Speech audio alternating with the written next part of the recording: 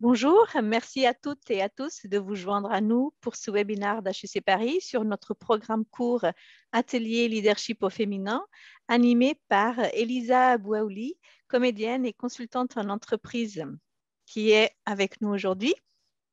Bonjour. Donc, je suis Claudia Machado, conseillère formation pour ce programme. Je serai votre point de contact pour toute question concernant les ateliers et le processus d'inscription. Et je suis ravie d'être avec vous aujourd'hui, donc tout au long de la session. Ce webinaire va durer environ 30 minutes et il sera présenté en deux parties. Donc, nous allons commencer par la présentation du programme et après, nous allons dédier donc quelques minutes de questions-réponses. Donc, si vous avez des questions tout au long de la session, n'hésitez pas à utiliser la boîte de discussion. Donc, aux questions-réponses, vous avez deux boîtes de dialogue en bas de l'écran. Donc, n'hésitez pas à utiliser l'une des deux. Car à la fin, donc, nous reviendrons pour pouvoir répondre à toutes ces questions. Donc, avant de commencer avec la présentation du programme, je voulais juste vous donner quelques informations sur HEC pour celles et ceux qui ne connaissent pas encore. Donc, HEC Paris, donc, c'est une business school qui est leader dans la recherche et dans l'executive education. Donc, a été fondée en 1881 et depuis cette date, notre mission, donc, c'est d'accompagner les entreprises dans la formation des managers, des dirigeants et des futurs dirigeants en leur fournissant les connaissances et les compétences nécessaires pour se faire une place dans le monde. Donc, HEC Paris a été régulièrement classé numéro 1 Business School en Europe par le Financial Times et nos programmes exécutifs sont classés deuxième dans le monde. Donc, ces classements reflètent la qualité et l'impact de l'enseignement d'HEC Paris. Donc, je sais que vous êtes impatient maintenant d'écouter Elisa. Donc, c'est grand temps pour moi de passer la parole à Elisa. Merci Claudia. Alors, de mon côté, je vais vous présenter les objectifs de ce programme, de ce parcours leadership au féminin. Donc, leadership au féminin, qu'est-ce que ça veut dire? Ça veut dire que ce programme s'adresse aux femmes et pourquoi? L'objectif, donc, c'est d'aider les femmes sur plusieurs points. Le premier, prendre confiance en leurs forces, parce que parfois, on n'a pas suffisamment de ce qu'on est déjà capable d'accomplir, qui permet ensuite éventuellement de booster l'évolution professionnelle. Deuxième objectif, prendre conscience des freins internes, parce que parfois on ne les identifie pas non plus suffisamment. Et une fois qu'on en a pris conscience, réussir à s'entraîner à les dépasser entre pairs, avec des personnes qui du coup peuvent rencontrer éventuellement les mêmes freins, ou en tout cas qui les connaissent de près ou de loin. L'idée, c'est qu'on est dans une méthodologie qui va être motivante puisqu'il y a une espèce de sororité qui va se créer entre ces différentes femmes au cours de tous les ateliers. Et l'objectif, c'est donc aussi de leur permettre de développer de nouvelles compétences comportementales. Je vous parlais de cette notion de sororité. Pourquoi? Parce qu'on vient essayer de motiver ensemble, de faire en sorte que l'atelier, ce soit un espace dans lequel, évidemment, on va vous apporter de la matière, de la théorie, vous permettre de pratiquer, mais ce sera aussi un espace de co-développement et de partage de bonnes pratiques, de témoignages, d'anecdotes, de choses que vous avez pu rencontrer dans votre carrière professionnelle et parfois même personnelle, qui pourra être utile aux autres femmes participant à ces ateliers. Ce qu'il faut savoir, c'est qu'il n'y a aucun prérequis en termes d'âge ou de seniorité pour pouvoir participer à ces ateliers, ce qui fait qu'on peut vraiment s'enrichir mutuellement sur énormément d'aspects. Voilà. Les modules qu'on vous propose et que je vais vous détailler par la suite, ils sont différenciants parce qu'ils se démarquent des formations classiques pour plusieurs raisons. Ils sont notamment très impliquants, ils sont très dynamiques et l'avantage aussi, c'est qu'ils s'écrivent dans l'instant au cours de la formation avec les participantes. Donc en ça, ils sont aussi extrêmement personnalisés. L'idée, c'est qu'en arrivant à l'atelier, vous avez vos propres objectifs auxquels la thématique de l'atelier vient répondre, mais avec les objectifs que vous amenez et sur lesquels vous voulez travailler, eh bien, en échange avec la formatrice ou la comédienne consultante, en grande majorité, ce sera moi sur ces ateliers-là, voilà, de ce dialogue, en fait, va naître quelque chose d'encore plus personnalisé. Et on travaille aussi beaucoup, c'est le cœur de notre méthode, à partir de mise en situation, d'expérimentation. On est vraiment sur une méthode expérientielle. Donc, vous vivez dans l'action et vous vous entraînez à mettre en place les comportements efficaces. Voilà un petit peu sur les objectifs et la méthode dans sa globalité. Je vais vous présenter maintenant les ateliers un par un. Il y en a 10 en tout. Alors, pour commencer, premier atelier, convaincre et influencer au féminin. Je vais vous donner d'abord les 5 premiers et ensuite je vous détaillerai légèrement ce qu'il y a dans chaque atelier. Donc, convaincre et influencer au féminin. Le deuxième, se mettre en avant et gagner en charisme. Le troisième, adopter une posture de leader. Le quatrième, oser dire et savoir entendre. Et le cinquième, capter l'attention de ses interlocuteurs en quelques phrases. Alors, qu'est-ce qui se cache derrière ces noms un peu énigmatiques? Convaincre et influencer au féminin, qu'est-ce que c'est? C'est l'art de la conviction en one-to-one. L'objectif ici, c'est de réussir à faire passer vos idées, réussir à gagner l'adhésion de votre interlocuteur en allant chercher ce qui va lui permettre eh bien, de faire pousser ses oreilles, c'est-à-dire à quel moment vous allez réussir à atteindre ce niveau d'échange où la personne en face de vous va vous écouter pleinement lorsque vous allez vous adresser à elle. Donc, on est sur de la conviction, on est sur de l'influence et il y a aussi une notion d'impact quand vous allez délivrer les messages. Cette notion d'impact, on la retrouve également dans le deuxième atelier. Puisque se mettre en avant et gagner en charisme, c'est comment vous allez venir maîtriser les ressorts d'une prise de parole impactante pour laisser une impression mémorable, qu'on se souvienne de vous après votre passage. Là, on est du coup sur de la prise de parole en one-to-many, là où on était en one-to-one sur le premier atelier. Donc, on est sur quelque chose de très complémentaire sur ces 2 premiers ateliers. D'une part, comment je viens convaincre quelqu'un en situation d'entretien, voilà, en meeting vraiment très... pardon, excusez-moi.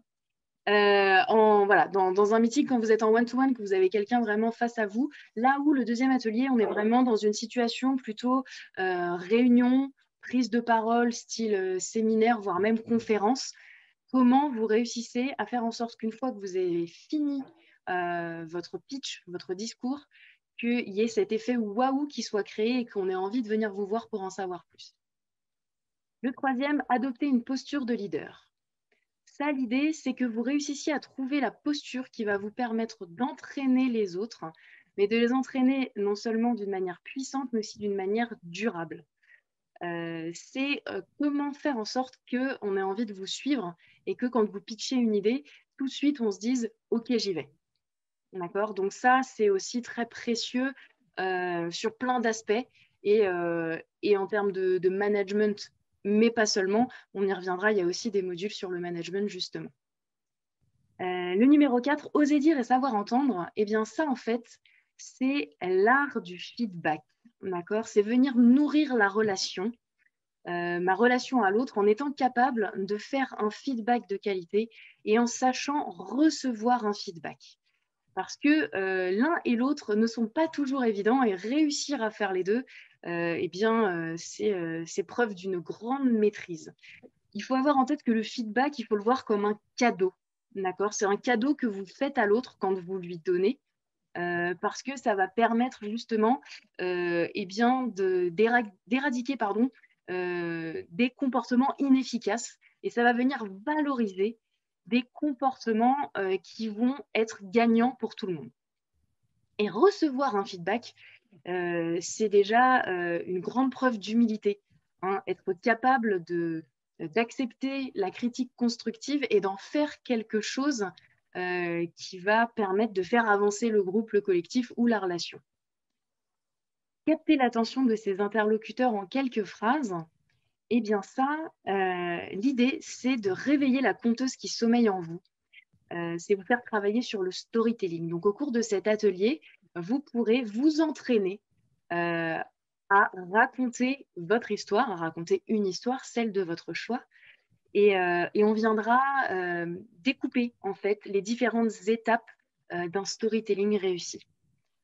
Voilà, donc ça se fait en plusieurs étapes, hein, et puis on vient polir petit à petit l'histoire que vous allez raconter.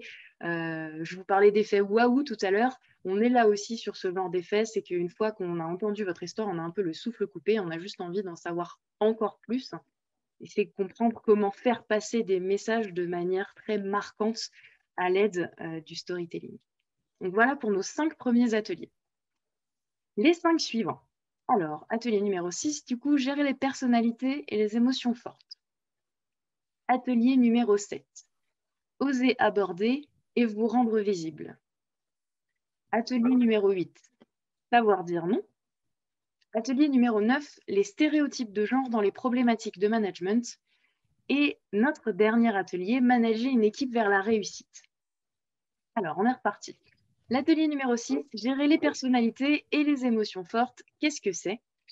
Eh bien, l'idée de ce training, c'est de vous donner des outils pour vous apprendre à retourner vos interlocuteurs conflictuels, mais le faire avec agilité, tout en maîtrisant vos propres émotions et sans vous laisser atteindre par celles que vous allez voir en face de vous. Quand on est confronté à des émotions fortes, que ce soit les nôtres ou celles de nos interlocuteurs, c'est parfois très difficile ensuite eh bien, de rester ancré et de continuer d'avancer ou de faire passer ces messages. Ce qu'on vous propose dans cet atelier, c'est justement de vous donner tout ce qu'il faut pour vous permettre de le faire et de le faire avec élégance et sérénité aussi. Osez aborder et vous rendre visible. Là, on est sur le networking.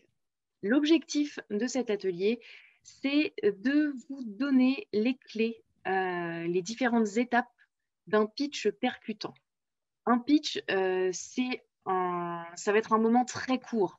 Et quand vous êtes là pour pitcher quelque chose, que ce soit pitcher votre job pour réussir à vous vendre auprès de clients potentiels, que ce soit pitcher auprès de votre N+1 ou de votre N+2 ou de votre N+3 pour demander une promotion, quelle qu'elle soit, ou que ce soit même pitcher au sein de votre équipe auprès de vos collaborateurs une nouvelle idée. Vraiment, hein, c'est ça l'idée du pitch. On peut le décliner de plein de manières, mais le pitch, c'est une prise de parole qui va être très courte et qui se doit d'être impactante, d'être marquante, et il faut absolument qu'il y ait les bonnes infos dedans pour que le pitch puisse être transformé ensuite. Voilà, donc là l'objectif vraiment, réussir à vous faire briller en situation de networking, en venant travailler les différentes étapes du pitch. Savoir dire non, c'est quelque chose dont on a souvent besoin et qu'on a parfois, en tant que femme, beaucoup de mal à faire parce qu'on pense à tort que ça peut nuire à la relation ou qu'on va penser de nous qu'on n'est pas très agréable, par exemple. Sauf que parfois, savoir dire non, c'est essentiel. Et au cours de cet atelier, l'idée, c'est de vous y entraîner. Vous entraîner à dire non, c'est vous entraîner à être assertif pour réussir à dire non de manière constructive et sereine. D'accord ? Dire non, c'est pas simplement dire non pour dire non, mais c'est dire non parce que c'est nécessaire pour vous, mais c'est dire non en ouvrant la porte à autre chose. Voilà. Comment être en écoute et en respect de votre personne, tout en mettant à l'honneur la relation que vous avez. Vous m'entendrez beaucoup parler de nourrir la relation. C'est une expression qui reviendra souvent dans les ateliers qu'on fera ensemble si vous vous inscrivez. Voilà, donc sachez qu'on a à cœur de nourrir la relation. Atelier numéro 9, les stéréotypes de genre dans les problématiques de management, parce que, eh bien oui, ils sont encore bien présents et bien vivants, les stéréotypes de genre. L'objectif, c'est de réussir à les identifier, à les nommer et à les déconstruire, notamment pour réussir à convaincre des personnes qui seraient sceptiques ou qui seraient même complètement opposées. C'est venir travailler sur les attitudes qu'on pourrait sociétalement attendre des hommes ou des femmes. On va parler hein, de tout ce contexte genré et de tout ce qui nous a été inculqué depuis l'enfance, ce qui fait qu'aujourd'hui, on va se retrouver, certains et certaines, dans différents types de comportements ou dans différents types d'attitudes. Comment est-ce qu'on peut justement déconstruire tout ça pour comprendre ce qui fait de nous des êtres qui vont nous permettre d'être solides en termes de leadership et donc de pouvoir proposer des équipes qui vont être les plus solides possibles et les plus diverses, notamment quand on parle de management, justement. Et enfin, manager une équipe vers la réussite, puisqu'on parlait de management. Eh bien, l'idée là, c'est de découvrir quel type de manager vous êtes pour réussir à capitaliser sur vos points forts et embarquer vos équipes.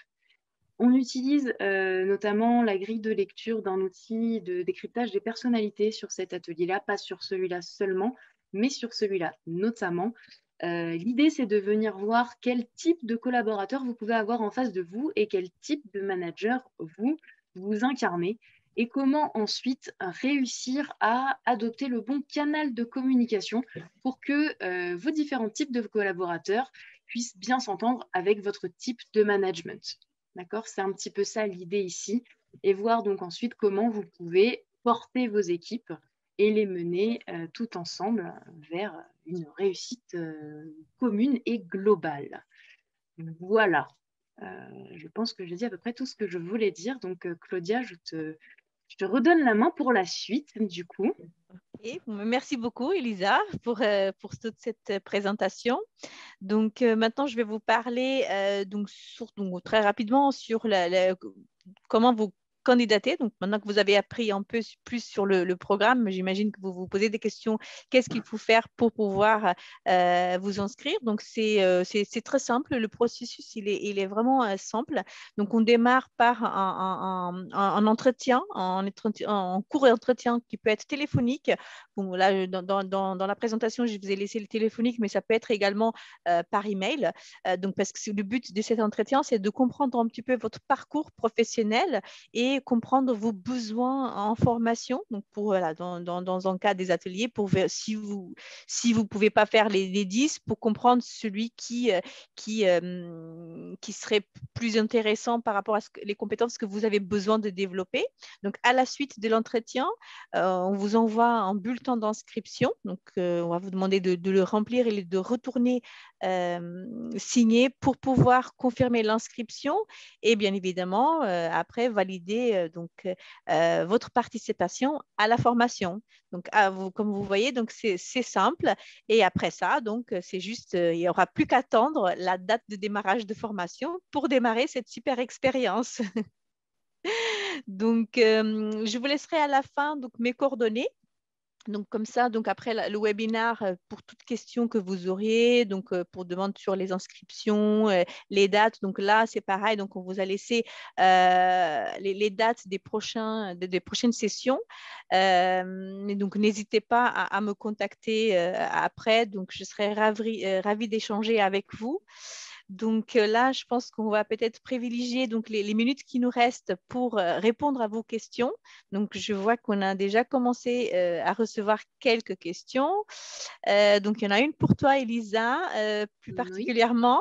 Être comédienne, être à développer son leadership comme le théâtre, la prise de parole en public? Alors oui, ça aide beaucoup.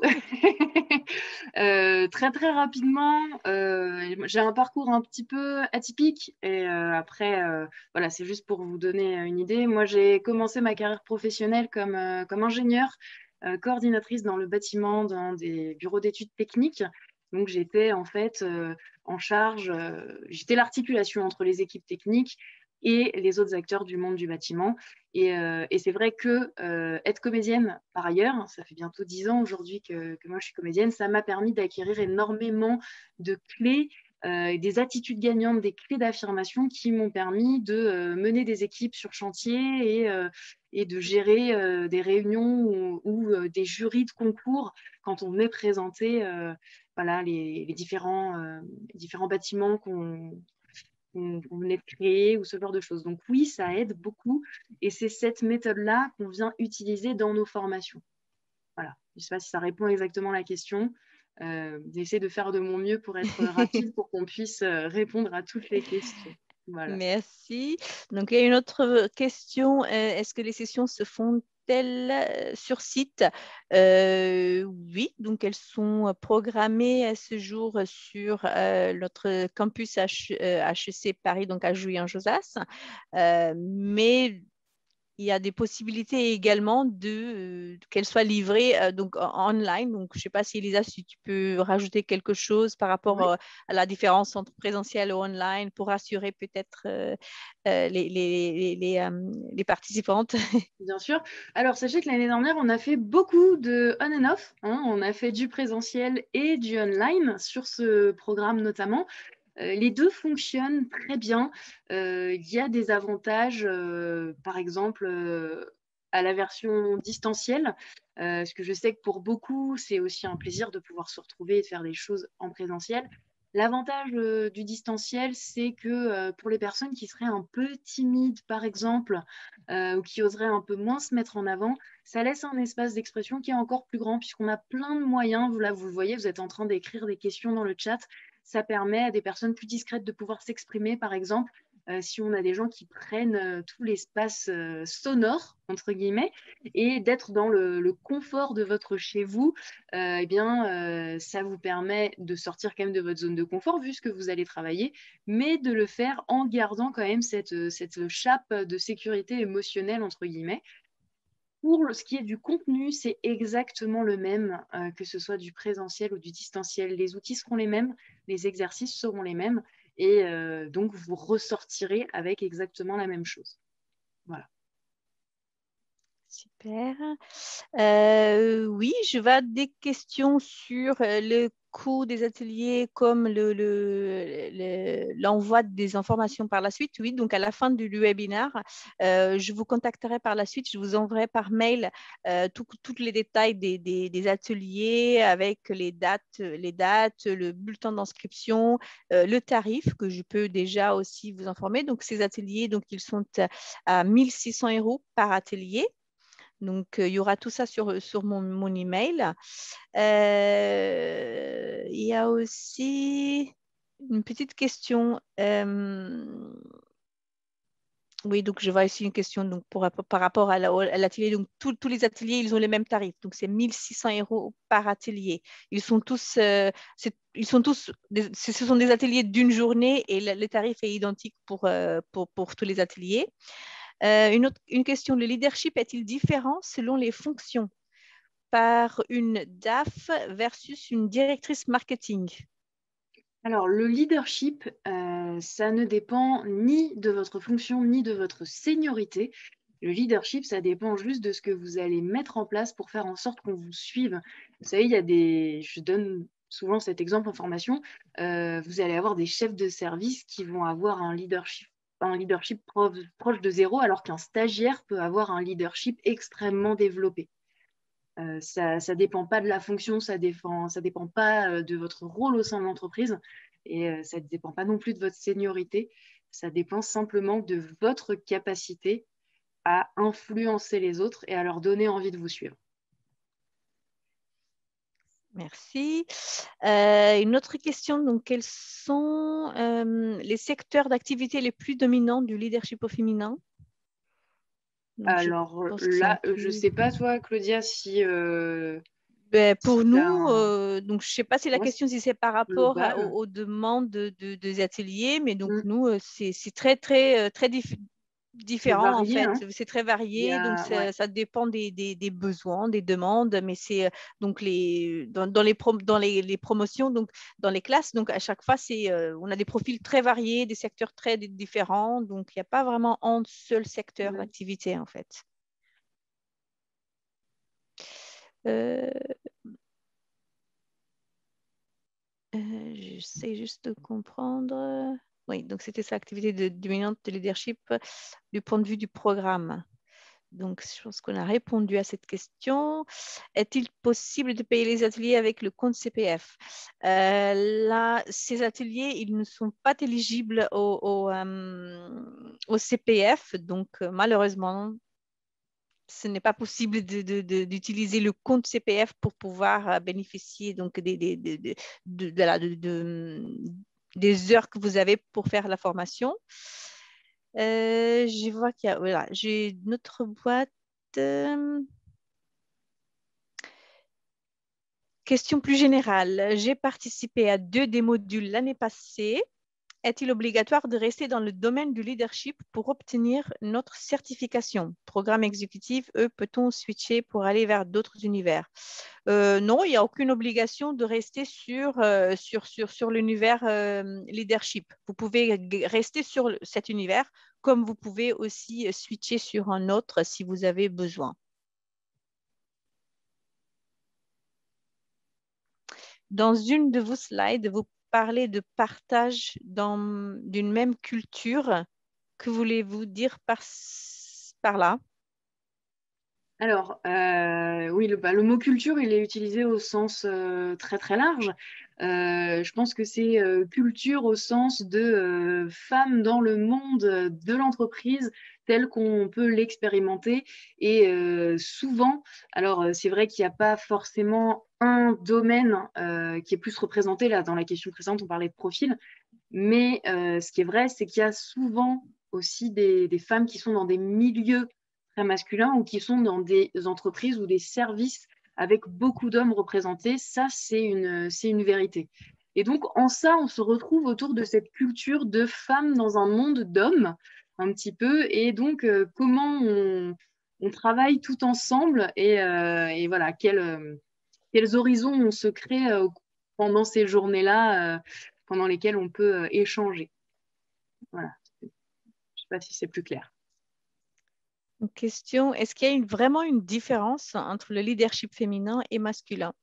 Ah, vaste question. Vous avez combien de temps là encore? Alors, l'idée, encore une fois, j'y reviens, c'est pas du tout d'opposer les hommes et les femmes. Là, c'est simplement que ce programme, il a été pensé et conçu pour des femmes. Ça ne veut pas dire que le leadership féminin est différent du leadership masculin ou qu'un homme ne pourrait pas participer à ces ateliers. C'est simplement qu'on a fait le choix sur ce programme-là de ne travailler qu'entre femmes en non-mixité.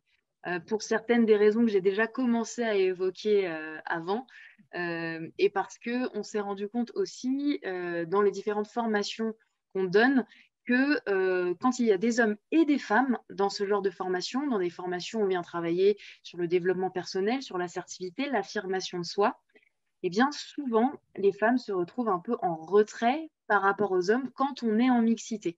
Alors évidemment, il y a des hommes qui pourraient être en retrait et des femmes qui pourraient se mettre en avant. Je ne vous dis pas que c'est 100% dans chacun des cas. En attendant, c'est quelque chose qu'on a remarqué. Et pour laisser la part belle aux femmes, de pouvoir travailler au maximum de ce qu'elles ont envie de faire, on a fait le choix de proposer des formations en non-mixité. Super, merci. Donc, combien de participants par atelier? Donc, c'est vrai que ça varie aussi un peu en fonction des thématiques, mais en moyenne, je pense qu'on a une douzaine de participantes Ouais. par atelier. Une question aussi, quelle est la proportion hommes-femmes enseignants dans le cadre de ce programme? Alors, la proportion, elle est 0-100, c'est-à-dire que ce sont des ateliers qui ne sont enseignés que par des femmes, du coup. Je vous parlais de non-mixité, on est en non-mixité du début à la fin. Voilà. Merci. J'ai aussi une autre question par rapport aux ateliers. Donc, y a-t-il des invités sur certains ateliers, genre des femmes qui ont déjà suivi le programme et peuvent donner du feedback, des hommes qui donnent leur point de vue sur les femmes leaders, etc. Est-ce qu'il y a des invités prévus? Non, le programme n'a pas été conçu comme ça. C'est vraiment la formatrice qui est là avec l'ensemble des femmes qui décident de suivre cette formation. Et puis j'ai un peu envie de vous dire que finalement, en réalité, des invités, il y en a, c'est chacune des femmes présentes puisque vous arrivez avec votre expérience, avec votre bagage, avec ce que vous avez déjà pu vivre. Et c'est des choses que vous pouvez clairement échanger les unes avec les autres. Et en ça, c'est très enrichissant déjà. Super, merci. Donc, je vois qu'il y a encore quelques petites questions sur une possibilité de certification. En faisant un atelier, donc non, ce n'est pas un programme. En fait, à la fin, si vous faites les 10 ateliers, vous pouvez avoir un certificat, un Executive Certificate d'HEC, mais en faisant un seul atelier, donc aux deux, donc non. Il faut avoir 10 jours minimum de formation pour pouvoir bénéficier de ce certificat. Autre question. Un atelier est sur combien d'heures? Donc, c'est des 8 heures, c'est des journées de 8 heures. Alors, Au c'est 7 heures 7 heures. d'atelier effectif, plus compter la pause repas et les pauses du matin et de l'après-midi. D'accord. Un club de femmes ayant suivi cette formation existe-t-il avec les différentes promotions? À ma connaissance, non, pas Non. exactement. Donc, je ne pense pas qu'il y ait un club. Après, Non, donc sachant j'imagine qu'elle... que vu que c'est pas toujours, enfin voilà, sur chaque atelier, vous allez avoir des femmes différentes qui viennent participer puisque c'est pas un programme de 10 jours où il faut suivre les 10 jours. Hein, vous pouvez choisir les thématiques qui vous intéressent. Donc, vous n'allez pas être avec les mêmes personnes sur un laps de temps suffisamment long pour créer une espèce de réseau. Après, je sais que parfois, il y a des échanges de coordonnées qui se font après les ateliers et donc il y a des femmes qui restent en contact malgré tout après les ateliers. Mais de réseau en tant que tel, pas à ma connaissance non plus. Ok, bon, et merci beaucoup. Merci encore une fois, Elisa pour ça, pour ton temps, pour cette présentation, pour toutes tes réponses. Avec Donc, nous, on plaisir. arrive vraiment là à la limite de notre temps. Donc, j'espère que vous avez apprécié ce moment, qu'on ait pu aussi répondre à toutes ces questions, à vos questions, pardon. Et bien évidemment, donc si après vous avez encore d'autres questions qui n'ont pas été abordées, donc s'il y a des choses qui n'ont pas été claires, donc n'hésitez pas à me solliciter par mail ou par téléphone. Je vous répondrai dès que possible. Donc encore une fois, grand merci à toutes et à très bientôt. Au revoir.